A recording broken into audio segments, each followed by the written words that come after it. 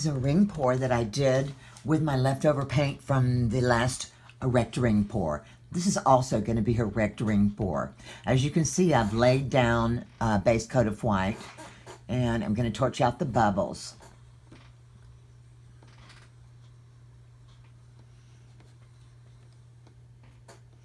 I'm going to list my colors on the screen as I use them. I hope you enjoy the video.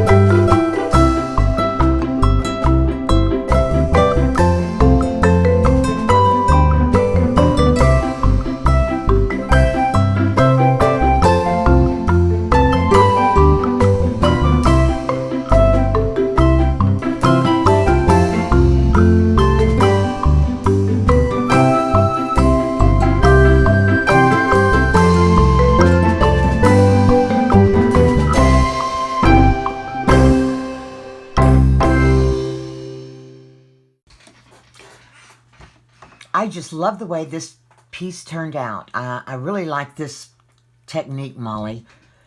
I hope you guys enjoyed it. Please don't forget to subscribe if you have not done so already. And I hope to see you next time. Bye.